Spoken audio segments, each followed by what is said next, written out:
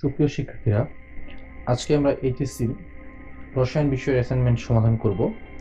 রসায়ন দ্বিতীয় অধ্যায় গুণগত রসায়ন থেকে এই অ্যাসাইনমেন্টটা তোমাদের দেওয়া হয়েছে। যথাসম্ভব নির্ভুল সমাধান দেওয়ার চেষ্টা করেছি। তোমরা আমার ভিডিও থেকে লেকচারগুলো তুলে নিতে পারো, অথবা ভিডিও শেষে পিডিএফ ডাউনলোড লিঙ্ক দেওয়া থাকবে, তোমরা সেখান থেকে ডাউনলোড করে নিয়ে লিখতে পারো। তো চলো শুরু করা যাক। তো প্রথমে আমরা কোশ্চেনটা দেখি। চলো, পরমাণু মডেল ও ইলেকট্রন বিন্যাস অ্যাসাইনমেন্টের নাম দর্শক দেওয়া আছে। এই জায়গায় তোমাদের মেইন এই কলামটার প্রশ্নগুলোর উত্তর করতে হবে। তো এখানে বলেছে বোরের পরমাণু মডেলটি সীমাবদ্ধতা সহ ব্যাখ্যা করতে বলেছে, মানে তার মানে বোরের পরমাণু মডেলটির স্বীকার্যগুলো এবং সীমাবদ্ধতা ব্যাখ্যা করতে হবে। এখানে তোমার 4টা কোয়ান্টাম সংখ্যা NLMS কোয়ান্টাম সংখ্যা সমূহের বর্ণনা এবং তাৎপর্য লিখতে হবে। এখন n এর মান যখন 3, তখন উক্ত শক্তি স্তরের মোট অরবিটাল সংখ্যা নির্ণয় করতে হবে এবং আহ্বান নীতি এবং হুন্ডের নীতি থেকে আমাদের ক্রোমিয়াম এবং পটাশিয়ামের ইলেকট্রন বিন্যাস দেখাতে হবে। এই পাশে তোমাদের মার্কস ডিস্ট্রিবিউশনটা দেওয়া আছে, আমি আর এগুলোতে গেলাম না। চলো আমরা সরাসরি শুরু করি। তো ক নং প্রশ্ন তোমাদের যা বলেছে, এখানে ক নং প্রশ্নে বলেছে তোমাদের যে বোরের পরমাণু মডেলটি সীমাবদ্ধতা সহ ব্যাখ্যা করো। তো দেখো ক নং প্রশ্নের উত্তর, নিলস বোরের পরমাণু মডেল। তো 1911 খ্রিস্টাব্দে বিজ্ঞানী রাদারফোর্ড সৌর মডেলের সাথে সাদৃশ্য রেখে যে পরমাণু মডেলটি দেন, সেটাতে তার রাদারফোর্ডের এই পরমাণু মডেলে অনেকগুলা সীমাবদ্ধতা ছিল।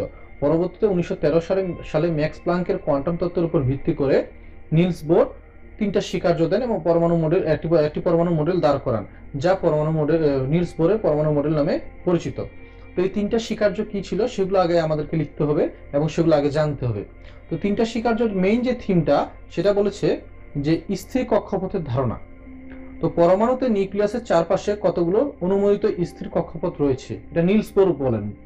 ইলেকট্রন সমূহ এই স্থির কক্ষপথে নিউক্লিয়াসের চারদিকে পরিভ্রমণ করে। প্রতিটি কক্ষপথ নিষ্ঠ শক্তির হয়ে থাকে। ইলেকট্রন যতক্ষণ একটি স্থির কক্ষপথে অবস্থান করে ততক্ষণ পর্যন্ত কোনো শক্তি শোষণ বা বিকিরণ করবে না। এই কক্ষপথগুলোকে শক্তি স্তর বা স্থির কক্ষপথ বা অরবিট বলে। শক্তি স্তরগুলোকে n দ্বারা প্রকাশ করা হয়। n এর মান 1 হলে প্রথম শক্তি স্তর, n এর মান 2 হলে দ্বিতীয় শক্তি স্তর, n এর মান 3 হলে তৃতীয় শক্তি স্তর, ইত্যাদি এভাবে চলতে থাকে। দ্বিতীয় যে স্বীকার্যটা, সেটা হবে তোমার কণিক ভরবেগের ধারণা। প্রতিটি নিষ্ঠ শক্তির স্থির কক্ষপথে আবর্তনত ইলেকট্রনগুলির কণিক ভরবেগে h/2π এর অখণ্ড গুণিতক। এই গুণিতকের ভ্যালুটা যেটা, সেটা হচ্ছে n, মানে হচ্ছে আমার প্রধান যে কোয়ান্টাম সংখ্যাটা, সেটা n এর মান 1 2 3 হতে পারে। আচ্ছা, তৃতীয় যে স্বীকার্যটা, সেটা হচ্ছে বর্ণালীর ধারণা। পরমাণুতে একটি ইলেকট্রন এক শক্তি স্তর থেকে অন্য শক্তি স্তরে যখন তোমার স্থানান্তরিত হবে, তখন শক্তির বিকিরণ বা শক্তি শোষণ করে। পরমাণুর ইলেকট্রনগুলো যদি শক্তি শোষণ করে, তাহলে নিম্নতর শক্তি স্তর থেকে উচ্চতর শক্তি স্তরে যাবে, আর শক্তি যদি বিকিরণ করে, তাহলে উচ্চতর শক্তি স্তর থেকে নিম্নতর শক্তি স্তরে স্থানান্তরিত হবে। এবং এই যে স্থানান্তর হওয়ার সময় যে বিকিরণ ঘটাবে শক্তির বা শোষণ করবে, সেটা হচ্ছে E=h নিউ, যা তড়িৎচুম্বকীয় বর্ণালী হিসেবে নির্গত হয়। এবার আমরা দেখি যে বোর পরমাণু মডেলের সীমাবদ্ধতা। তো বোর পরমাণু মডেল বলা যায় যে আধুনিক যে তোমার পরমাণু মডেল আছে তার ভিত্তি স্থাপন করে দেয়, কিন্তু তারপরে বোর পরমাণু মডেলের অনেকগুলো সীমাবদ্ধতা রয়েছে। পরবর্তীতে এই সীমাবদ্ধতাগুলো কাটিয়ে ওঠা হয়। তো বোর পরমাণু মডেলে যদি আমরা সীমাবদ্ধতাগুলো দেখি, দেখো 1 নম্বর সীমাবদ্ধতা হচ্ছে বোরের পরমাণু মডেল এক ইলেকট্রন বিশিষ্ট হাইড্রোজেন বা আয়ন সমূহ হিলিয়াম, লিথিয়াম 2+, বেরিলিয়াম 3+ ইত্যাদি ক্ষেত্রে বর্ণালী ব্যাখ্যা করা গেল একাধিক ইলেকট্রন বিশিষ্ট যে পরমাণুর বর্ণালী ব্যাখ্যা করতে পারে না। 2 নম্বরে বলছে ভারী পরমাণুর ক্ষেত্রে নিউক্লিয়াসের চারদিকে ঘূর্ণায়মান ইলেকট্রনগুলোর কক্ষপথ উপবৃত্তাকার হওয়া স্বাভাবিক, কিন্তু বোরের পরমাণু মডেল এই কক্ষপথগুলোকে বৃত্তাকার ধরা হয়েছে। আচ্ছা, 3 নম্বরে হচ্ছে উচ্চ শক্তি স্তর থেকে নিম্ন শক্তি স্তরে ইলেকট্রন ধাপান্তর বা স্থানান্তরের সময় বোর পরমাণু মডেল অনুসারে বর্ণালীতে একটি রেখা সৃষ্টি হওয়ার কথা, কিন্তু উচ্চ ক্ষমতা সম্পন্ন বর্ণালী মাপক যন্ত্রের সাহায্যে বিশ্লেষণ করলে দেখা যায় একটি বর্ণালী রেখার পরিবর্তে একাধিক সূক্ষ্ম বর্ণালী রেখা পাওয়া যায়। বোর মডেলের এই সূক্ষ্ম বর্ণালী রেখার উৎপত্তি কারণ ব্যাখ্যা করতে পারেনি। 4 নম্বর সীমাবদ্ধতা হচ্ছে পরমাণুতে চৌম্বক ক্ষেত্রের প্রভাবে বর্ণালী রেখাগুলো একাধিক সূক্ষ্ম রেখায় বিভক্ত হয়ে পড়ে, একে জিম্যান প্রভাব বলে বা জিম্যান ইফেক্ট বলে। আবার পরমাণুতে তড়িৎ ক্ষেত্রের প্রভাবে বর্ণালী রেখাগুলো একাধিক সূক্ষ্ম রেখায় বিভক্ত হয়ে পড়ে, একে স্টার প্রভাব বলে। এই মডেল জিম্যান প্রভাব ও স্টার প্রভাব ব্যাখ্যা করতে পারে না। 5 নম্বর যে সীমাবদ্ধতা, তা হলো বোরের পরমাণু মডেল হাইজেনবার্গের অনিশ্চয়তা নীতির পরিপন্থী। হাইজেনবার্গের নীতি অনুসারে পরমাণুতে একটি ইলেকট্রন অবস্থান ও ভরবেগ একই সঙ্গে নির্ণয় করা যায় না। এখানে ইলেকট্রনের কণা ও তরঙ্গ ধর্ম উভয় বিবেচনা করা হয়, কিন্তু বোর ইলেকট্রনকে শুধু কণা রূপে গণ্য করায় তার মধ্যে একই সময়ে ইলেকট্রনের অবস্থান ও ভরবেগ নির্ণয় করা সম্ভব, কিন্তু সেটা বর্তমান কোয়ান্টাম ফিজিক্স বা কোয়ান্টাম মেকানিক্স অনুসারে সেটা কখনোই সম্ভব নয়। হাইজেনবার্গের আনসার্টেনিটি প্রিন্সিপাল বা অনিশ্চয়তা নীতি এটাই বলে যে একটি কণা মানে তোমার অবশ্যই সেটা হবে তোমার পরমাণু লেভেলের কণা, একই সাথে তার অবস্থান বা ভরবেগ নির্ণয় করা সম্ভব নয়, সেখানে কিছু ত্রুটি থেকে যাবে। 6 নম্বর যে সীমাবদ্ধতা তা হলো পরমাণুর প্রকৃত কাঠামো ত্রিমাত্রিক, কিন্তু বোরের মতবাদ অনুসারে পরমাণুর কাঠামো হলো দ্বিমাত্রিক। 7 নম্বর সীমাবদ্ধতা হলো বোর পরমাণু মডেল থেকে বর্ণালী রেখার তীব্রতা ব্যাখ্যা করা যায় না। 8 নম্বর সীমাবদ্ধতা হলো বোর মডেলে ইলেকট্রনের কণিক ভরবেগ mvr = nh/2π এর এই মানের সঠিক কারণ ব্যাখ্যা করা হয়নি। এইগুলো আমাদের 1 নং প্রশ্নের উত্তর। এবার আমরা যদি আমাদের 2 নম্বর প্রশ্নটা দেখি, এখানে বলেছে যে n l m s মানে হচ্ছে প্রধান কোয়ান্টাম সংখ্যা, সহকারী কোয়ান্টাম সংখ্যা, ম্যাগনেটিক কোয়ান্টাম সংখ্যা এবং স্পিন কোয়ান্টাম সংখ্যা সমূহের বর্ণনা ও তাৎপর্য ব্যাখ্যা করতে বলেছে আমাদের। তো আগে আমরা দেখি যে কোয়ান্টাম সংখ্যা কাকে বলে। যে সকল রাশি বা সংখ্যা দ্বারা পরমাণুতে ইলেকট্রনের কক্ষপথ বা শক্তি স্তরের আকার ও আকৃতি, ত্রিমাত্রিক বিন্যাস এবং ইলেকট্রনের কক্ষপথের অক্ষ বরাবর স্পিন বা আবর্তন গতি সম্পর্কে তথ্য পাওয়া যায় তাকে কোয়ান্টাম সংখ্যা বলে। কোয়ান্টাম সংখ্যা 4 ধরনের, যথা প্রধান কোয়ান্টাম সংখ্যা। যে কোয়ান্টাম সংখ্যার সাহায্যে পরমাণুতে অবস্থিত ইলেকট্রনের শক্তি স্তরের আকার নির্ণয় করা যায় তাকে প্রধান কোয়ান্টাম সংখ্যা বলে। একে n দ্বারা প্রকাশ করা হয়। n এর মান যথাক্রমে 1 2 3 4 প্রভৃতি পূর্ণ সংখ্যা। প্রধান কোয়ান্টাম সংখ্যার মান বৃদ্ধি হলে নিউক্লিয়াস হতে প্রধান স্তরের দূরত্ব এবং শক্তি স্তরের আকার বৃদ্ধি পায়। বোর মতবাদ অনুসারে n = 1 হলে প্রথম শক্তি স্তর বা k শেল, n = 2 হলে দ্বিতীয় শক্তি স্তর বা l শেল, n = 3 হলে m শেল, n = 4 হলে n শেল ইত্যাদি বোঝায়। যে কোনো প্রধান শক্তি স্তর সর্বোচ্চ 2n² ইলেকট্রন ধারণ করতে পারে। মানে তোমার যদি n এর ভ্যালু 2 হয় তাহলে সেটা তোমার সর্বোচ্চ 8টা, n এর ভ্যালু 3 হলে তোমার 18টা, এভাবে তোমার সর্বোচ্চ ইলেকট্রন ধারণ করতে পারবে। সহকারী বা গৌণ কোয়ান্টাম সংখ্যা বা L, যে কোয়ান্টাম সংখ্যার সাহায্যে শক্তি স্তরের আকৃতি নির্ণয় করা যায় তাকে সহকারী কোয়ান্টাম সংখ্যা বলে। আকার নির্ণয় করা যায় হচ্ছে তোমার প্রধান কোয়ান্টাম সংখ্যা দ্বারা এবং আকৃতি নির্ণয় করা যায় হচ্ছে গৌণ বা সহকারী কোয়ান্টাম সংখ্যা দ্বারা। সহকারী কোয়ান্টাম সংখ্যা L এর মান 0 থেকে n-1 পর্যন্ত হতে পারে। আচ্ছা, বোরের তত্ত্ব পরমাণু ছিল বার্তুলাকার, কিন্তু সোমারফিল্ড দেখান যে কক্ষপথ উপবৃত্তাকারও হতে পারে। তাছাড়া হাইড্রোজেন পরমাণুর বর্ণালীর প্রতিটি রেখা আসলে ক্ষুদ্র ক্ষুদ্র অংশে বিভক্ত ছিল। সোমারফিল্ড বলেন যে প্রতিটি অরবিট বা প্রথম শক্তি স্তর n সংখ্যক ভাগে বিভক্ত, যাদের মধ্যে শক্তির সূক্ষ্ম পার্থক্য আছে, এর ফলে সূক্ষ্ম রেখাগুলো দেখা যায়। তারপর আছে চৌম্বকীয় কোয়ান্টাম সংখ্যা বা ম্যাগনেটিক কোয়ান্টাম নাম্বার। যে সকল কোয়ান্টাম সংখ্যার সাহায্যে ইলেকট্রনের কক্ষপথে ত্রিমাত্রিক বিন্যাস প্রকরণ সমূহ প্রকাশ করা হয় তাকে ম্যাগনেটিক কোয়ান্টাম সংখ্যা বা চৌম্বকীয় কোয়ান্টাম সংখ্যা বলে। চুম্বকীয় কোয়ান্টাম সংখ্যা m এর মান -1 থেকে n এর m এর মান -1 থেকে 1 পর্যন্ত পূর্ণ সংখ্যা। নন ডিজেনারেট অবস্থায় অরবিটাল সমূহ সমশক্তির, তবে চুম্বক ক্ষেত্রে রাখলে শক্তির পার্থক্য তৈরি হয়। আর বলা বাহুল্য z অক্ষ বরাবর অরবিটাল যেমন pz dz² এর বেলায় m = 0।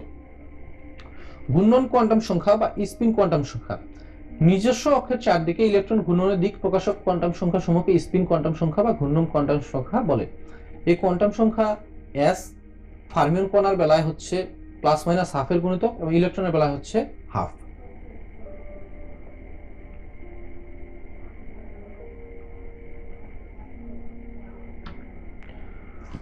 গণং প্রশ্নের উত্তর। তো গণং প্রশ্নটা আমাদের দেখি কি বলছে।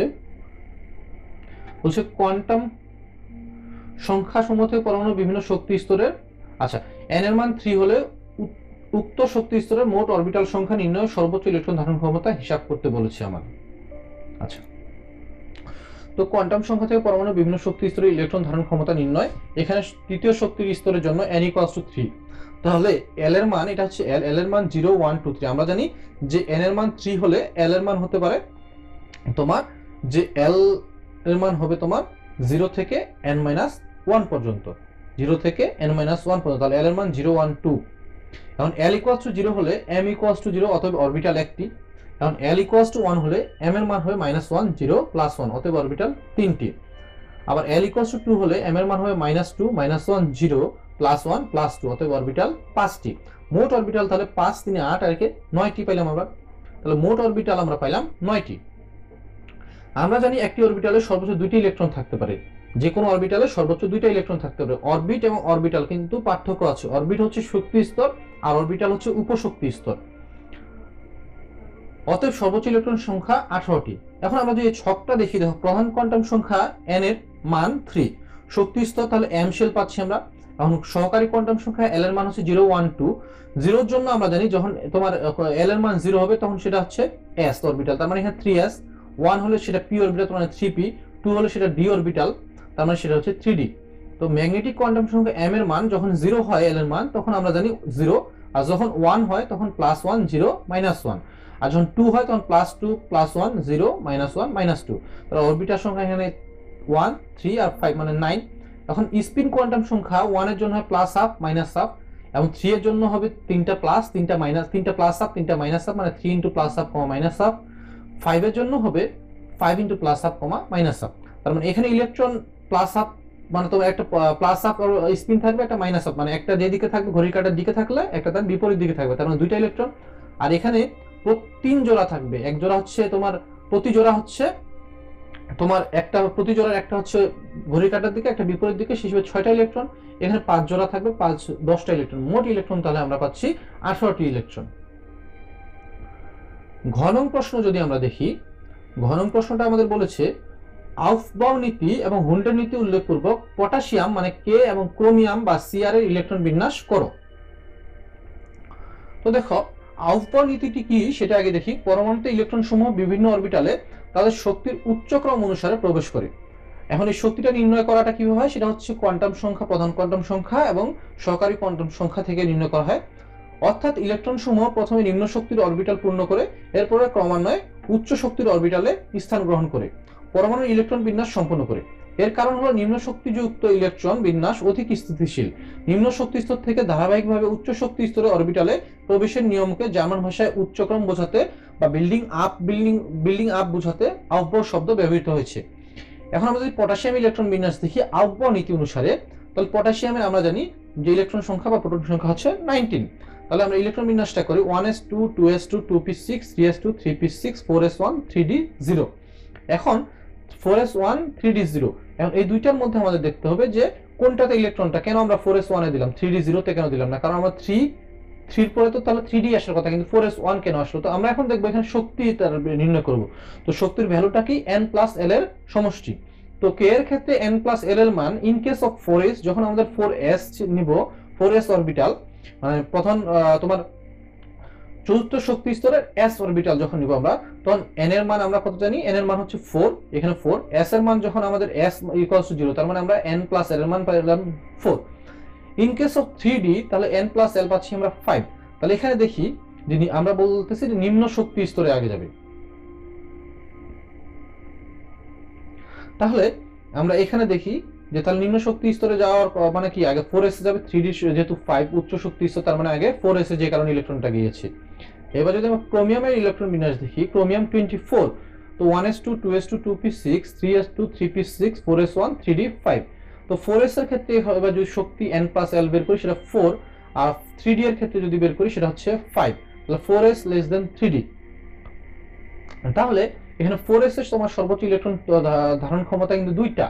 তাহলে এখানে 2টা হওয়ার কথা এখানে ছিল, আর এখানে 3d 4 হওয়ার কথা ছিল। কিন্তু যখন তোমার অর্ধপূর্ণ বা পূর্ণ হওয়ার কাছাকাছি যাবে তোমার d অরবিটালের ক্ষেত্রে, তখন সেখানে সুস্থিতি বজায় রাখার জন্য আগের অরবিটাল থেকে মানে s অরবিটাল থেকে সে একটা ইলেকট্রন নিয়ে নিবে। তো ক্রোমিয়ামের ক্ষেত্রে আমরা জানি পরমাণু সুস্থিতিশীলতা বজায় রাখার জন্য অর্ধ শক্তি স্তর বা পূর্ণ শক্তি স্তর পূরণ করতে চায়। এখানে 3d অর্ধ শক্তি স্তর পূরণ করেছে, তাই এটি সুস্থিতিশীল। এবার হুন্ডের নিয়মটি যদি আমরা দেখি, যে হুন্ডের নিয়মটি হলো একই শক্তি সম্পন্ন বিভিন্ন অরবিটালে ইলেকট্রনগুলো এমন ভাবে অবস্থান করে যেন তারা সর্বাধিক সংখ্যায় বিজোড় অবস্থায় থাকতে পারে। এইসব বিজোড় ইলেকট্রনের স্পিন একইমুখী হবে। একই শক্তি সম্পন্ন বিভিন্ন অরবিটাল বলতে 3টি p অরবিটাল, 5টি d অরবিটাল ও 7টি f অরবিটালকে বোঝানো হয়েছে। হুন্ডের নিয়মের দুটি অংশ রয়েছে, যেমন এল সমশক্তির অরবিটাল সমূহ এর প্রতিটিতে প্রথম একটি করে ইলেকট্রন প্রবেশ করে এবং শেষে ইলেকট্রন দ্বারা যুগল গঠন করতে হতে পারে। অর্ধপূর্ণ অরবিটাল সমূহে ইলেকট্রন যুগল একইমুখী স্পিন বা প্যারালাল স্পিন যুক্ত থাকে, কারণ একইমুখী স্পিন যুক্ত ইলেকট্রন সমূহের মধ্যে বিকর্ষণ কম ঘটে, তাই অধিক স্থিতিশীল হয়। আচ্ছা, কে এর ক্ষেত্রে যদি আমরা দেখি হুন্ডের নিয়ম অনুসারে তার 1s2 2s2 2p 3s 3p 4s, যেহেতু এটি সর্বশেষে s অরবিটাল রয়েছে তাই আমরা জানি হুন্ডের নিয়মে এটি প্রযোজ্য নয়। ক্রোমিয়ামের ক্ষেত্রে আমরা দেখি যে 1s2 2s2 2p6 3s2 3p6 4s1 3dx1 3dy1 3dz1 3dxy1 3dyz1। পরমাণুর বেলায় 3d5 ইলেকট্রন 5টি আয়ন বা বিজোড় অবস্থায় থাকবে। তো এই গেল আমাদের কেমিস্ট্রির সমাধান। আশা করি তোমাদের সমাধানটি বুঝতে পেরেছো। যদি কোনো ধরনের সমস্যা হয়ে থাকে অবশ্যই কমেন্টে জানাও। আর এই যে তোমাদের ডাউনলোড লিংক আছে ডেসক্রিপশনে, ডাউনলোড করে নিও পিডিএফটা। আর যদি তোমাদের কোনো ধরনের সমস্যা হয়ে থাকে অবশ্যই কমেন্টে জানাবা। আজকে এই পর্যন্তই, সকলে ভালো থাকো আর পড়াশোনা করো। যতই অ্যাসাইনমেন্ট দিক তোমাদের পড়াশোনা নিজে করতে হবে, কারণ পড়াশোনা না করলে তো অ্যাডমিশনে অনেক ধরা খেয়ে যাবা। সো বাসায় পড়াশোনা করো।